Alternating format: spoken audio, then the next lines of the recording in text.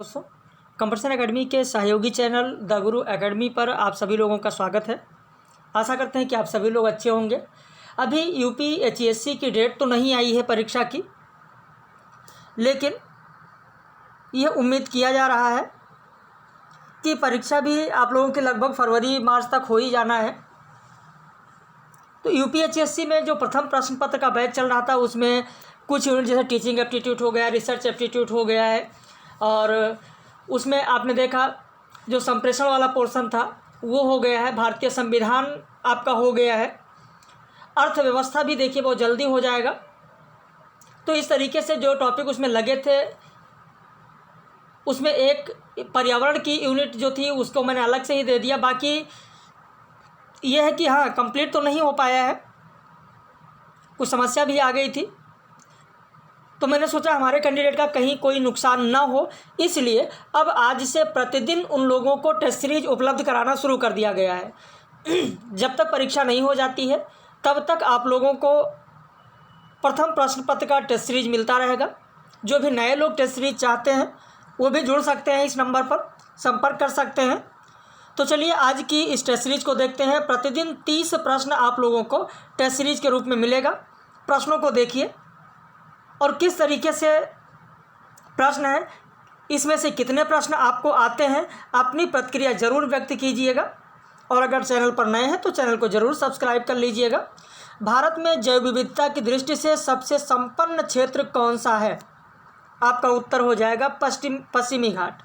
जब बायोडाइवर्सिटी की बात होती है, जैव विविधता की बात होती है, तो भारत में जैव विविधता के मुख्यतः 4 स्थान आपको मिलेंगे। मुख्य रूप से पश्चिमी घाट आपको मिल जाएगा, एक आपको हिमालय भी मिल जाएगा, भारत के दक्षिण में जो श्रीलंका के पास है वहाँ भी आपको मिल जाएगा, बर्मा और इंडिया के बीच में जो इंडो बर्मा वाला पार्ट है वहाँ पर मिल जाएगा, सुंडालैंड में मिल जाएगा। तो इस तरीके से कुछ स्थल हैं जहाँ पर आपको मिल जाएगा, लेकिन पूर्णतः अगर देखें तो पश्चिमी घाट पर आपको मिलेगा। वैसे आप सोचते हो बायोडाइवर्सिटी, जैव विविधता क्या है? जैव विविधता ये कि भिन्न भिन्न प्रजातियों का एक जगह उपलब्ध होना, यही है। यानी जातियों की भिन्नता सबसे अधिक कहाँ है? अगर पूरे हम पृथ्वी पर देखें तो 90% जैव विविधता पाई जाती है उष्णकटिबंधीय क्षेत्रों में, जबकि पूरे पृथ्वी के क्षेत्रफल का 10% भाग में उष्णकटिबंधीय क्षेत्र हैं। भले ही 10% भाग में उष्णकटिबंधीय हैं, लेकिन उसमें 90% बायोडाइवर्सिटी होती है। जैव विविधता शब्द का प्रयोग सबसे पहले किसने किया? बाय द वे हो सकता है कभी परीक्षा में पूछ लिया जाए कि बायोडाइवर्सिटी या जैव विविधता शब्द का सर्वप्रथम प्रयोग किसने किया। देखिए, कॉपी पेन जरूर होना चाहिए। हमारा जो भी वीडियो आप देखें उसमें कॉपी पेन लेकर जरूर बैठें। बहुत सारी चीज़ें होती हैं, बताई जाती हैं, उन्हें लिख लें, वीडियो रोक कर लिख लें। जैव विविधता शब्द का सर्वप्रथम प्रयोग किया था रेमंड एफ डैशमैन ने। रेमंड एफ डैशमैन लिख लिया आपने। तो जैव विविधता शब्द का सबसे पहले प्रयोग रेमंड एफ डैशमैन ने किया। जैव विविधता का जो मापन होता है, इसके जो इंडेक्स बनाए जाते हैं वो 3 इंडेक्स होते हैं। 3 इंडेक्स होते हैं। एक सैनमॉन इंडेक्स होता है, सैनमॉन। दूसरा होता है सिम्पसन इंडेक्स। तीसरा होता है प्रजातियों की समृद्धि यानी स्पीसीज रिचनेस। तो 3 इंडेक्स होते हैं। स्पीसीज रिचनेस होता है, और सिम्पसन इंडेक्स होता है, और शैनॉन इंडेक्स होता है। वैसे इसके अलावा अल्फा विविधता, बीटा विविधता, गामा विविधता भी होता है। खैर, आगे बढ़ते हैं हम लोग। हॉट स्पॉट शब्द का प्रयोग सर्वप्रथम किसने किया? आपका उत्तर हो जाएगा नॉर्मन मायर्स ने किया है। स्पेन और फ्रांस की रोन घाटी के नीचे बहने वाली जो ठंडी हवा है उसे क्या कहा जाता है? तो ये होती है मिस्ट्रल। वैसे चिनूक जो है, ये चिनूक आपकी गर्म हवा है, ठंडी नहीं है। चिनूक गर्म हवा है, चिनूक। जबकि बोरा जो है ये ठंडी हवा है। बोरा मध्य यूरोप के पर्वतीय क्षेत्र से आप देखेंगे यूगोस्लाविया के एडियाट्रिक तट की ओर बहती है। ठंडी हवा है।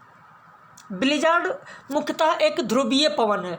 वैसे ठंडी हवाओं का और गर्म हवाओं का लिस्ट पूरा आप बना ले कि ठंडी हवा में मिस्टल हो गया, आपका बोरा हो गया, ब्लिजार्ड हो गया, पूर्गा हो गया जो रूस में चलती है, नॉर्दर जो कि ध्रुवीय पवन है, पैम्पोरा पंपास घास का मैदान जानते ही होंगे अर्जेंटीना और उरुग्वे में, तो पैम्पेरो ठंडी हवा है।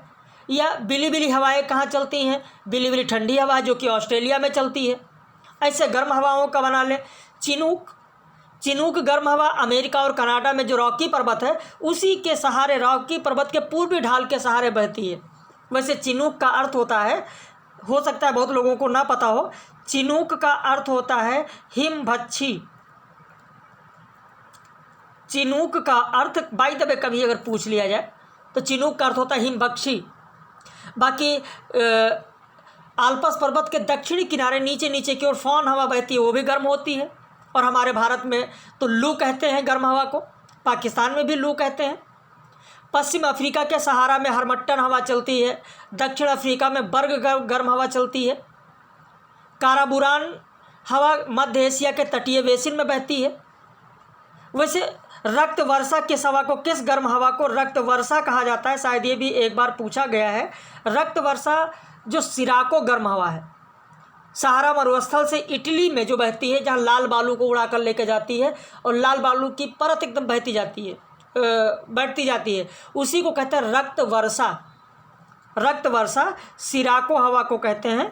और ये रक्त वर्षा कहाँ होती है? सिराको गर्म हवा कहाँ चलती है? तो सहारा मरुस्थल से इटली की ओर चलती है।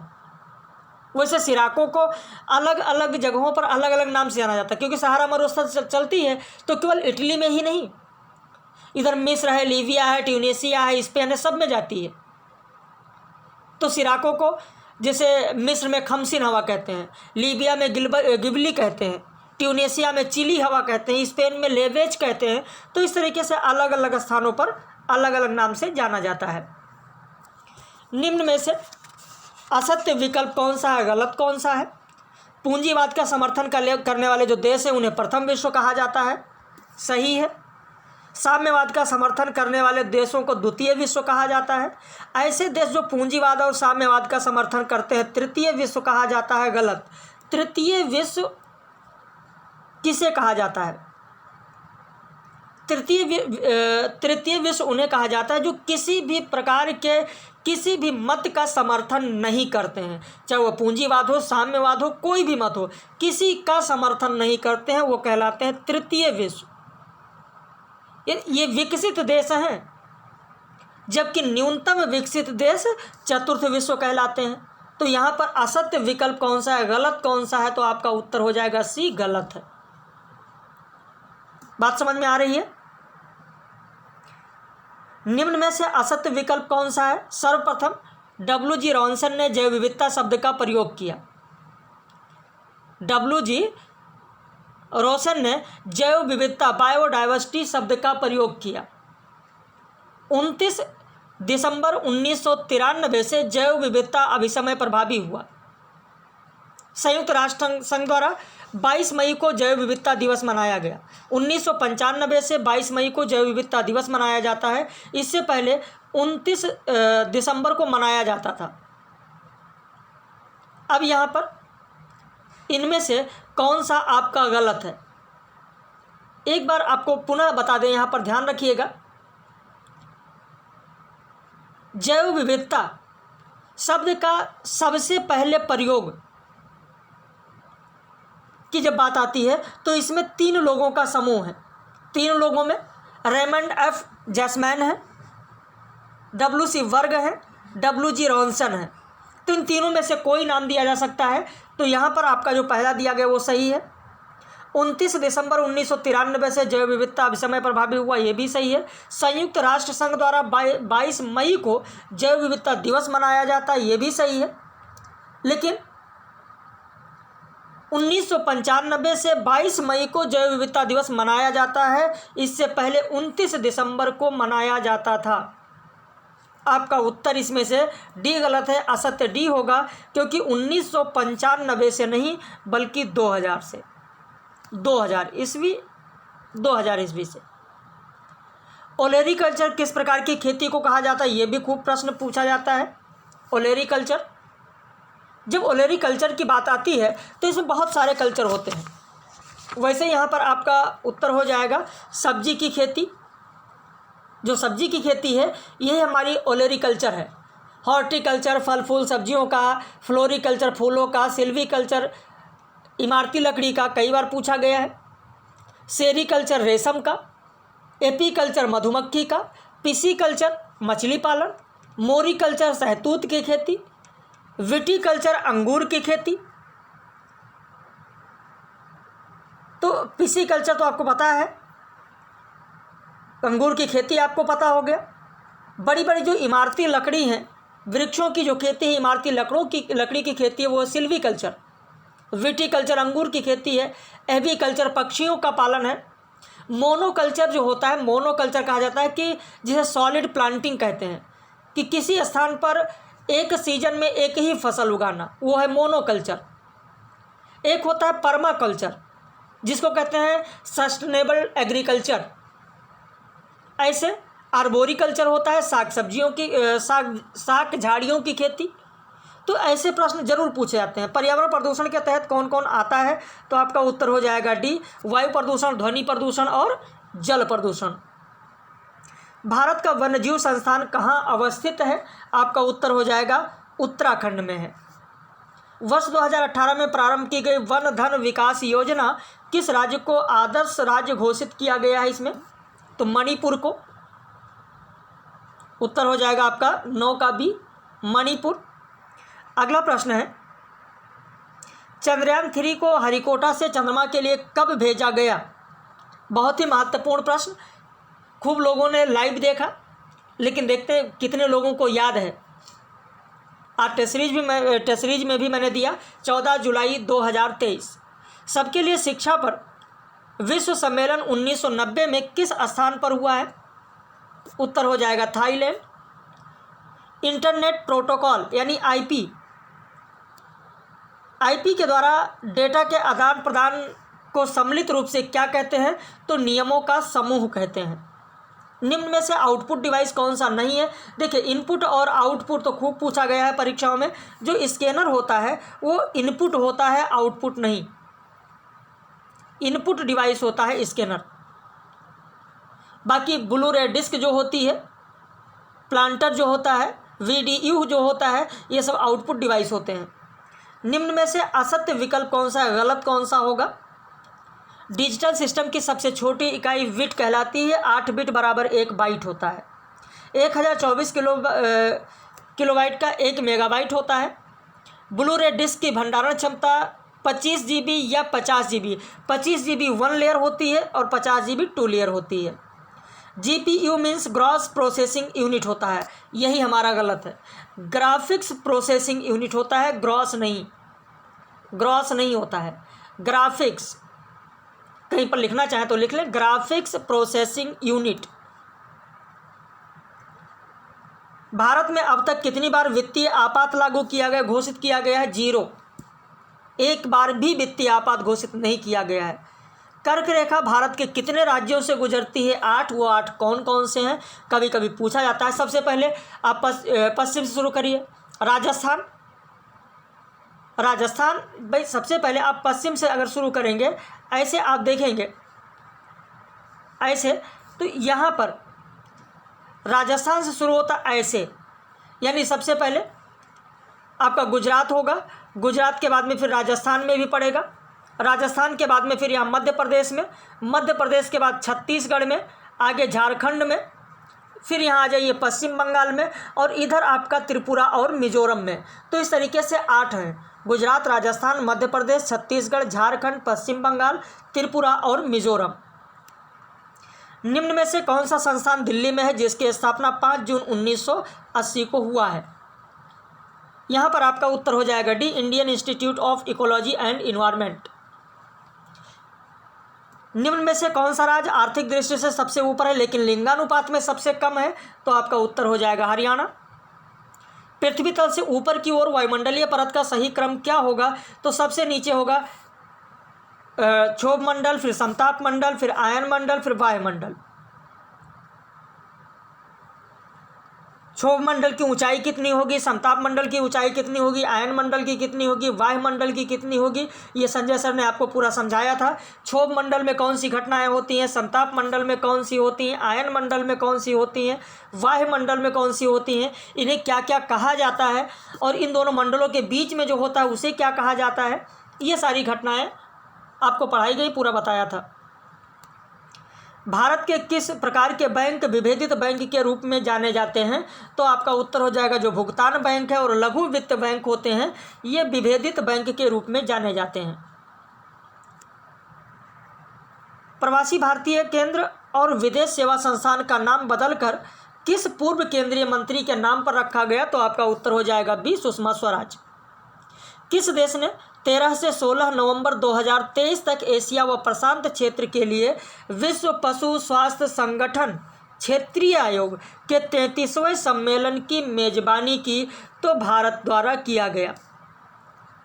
आज कितने नवंबर है, आज है 18 नवंबर, और मैंने कब का करंट आपको दिया, 13 से 16 नवंबर 2023।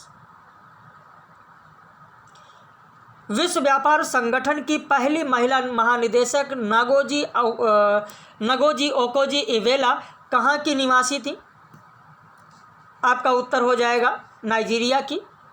निम्न में से कौन सा देश क्वाड का सदस्य नहीं है, क्वाड का सदस्य नहीं है, उत्तर हो जाएगा बी, दक्षिण कोरिया। क्वाड, अब आप सोच रहे हैं सर क्वाड है क्या, बहुत सारे लोग कहेंगे सर क्वाड के बारे में ही नहीं पता है, तो फिर बताएं कैसे, क्वाड का पूरा नाम ही नहीं पता है। चतुर्भुज सुरक्षा संवाद, अंग्रेजी में quadrilateral security dialogue, quadrilateral security dialogue, यह है QUAD, क्वाड, चतुर्भुज सुरक्षा संवाद, जिसमें 4 देश हैं, एक तो भारत है, एक भारत है, दूसरा जापान, तीसरा ऑस्ट्रेलिया, चौथा संयुक्त राज्य अमेरिका। ये क्वाड का विचार सबसे पहले किसके मन में आया था, क्वाड का विचार सबसे पहले जापान के जो प्रधानमंत्री थे शिंजो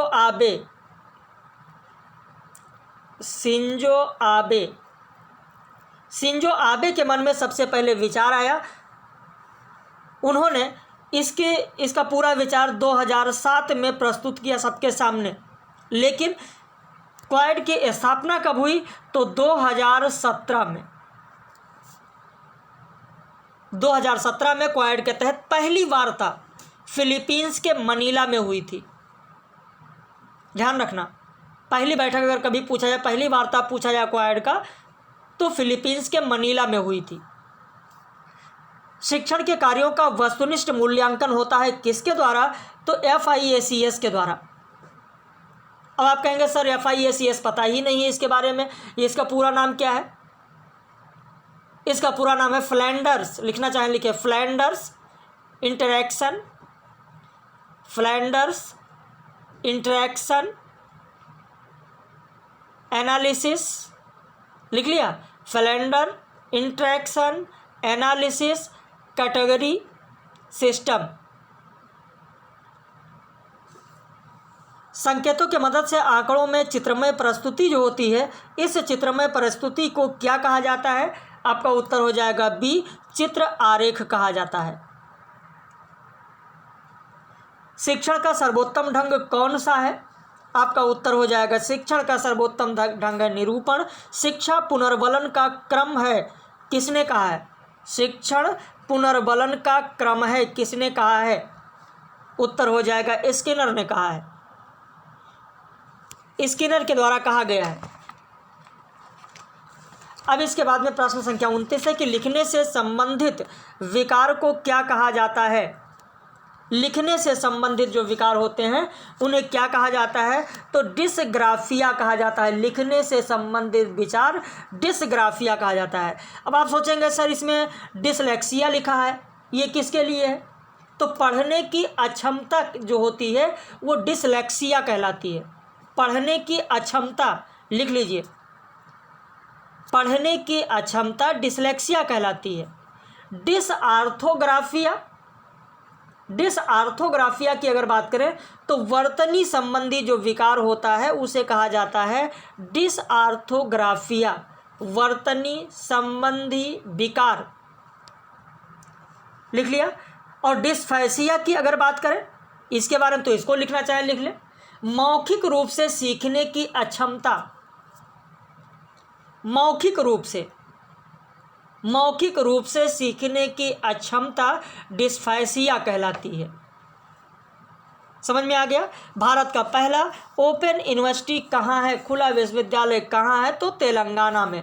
पहले आंध्र प्रदेश में था और जब दोनों स्टेट अलग हो गए, 2 स्टेट बन गए, तो तेलंगाना में है। और पहले जो पुरानी किताबें हैं उसमें अगर आप देखेंगे तो उसमें आपको आंध्र प्रदेश मिलेगा।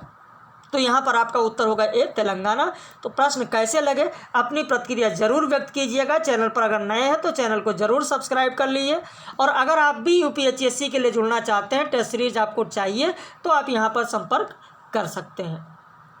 बाकी इस समय हिंदी के लिए जो चल रहा है उसमें डेली वीडियो पब्लिश किया जाता है इस चैनल पर भी, और कंपटीशन एकेडमी जो हमारा मूल चैनल है वहाँ पर भी वीडियो पब्लिश किया जा रहा है। आप ज़रूर जुड़ें, ज़रूर उसे देखें।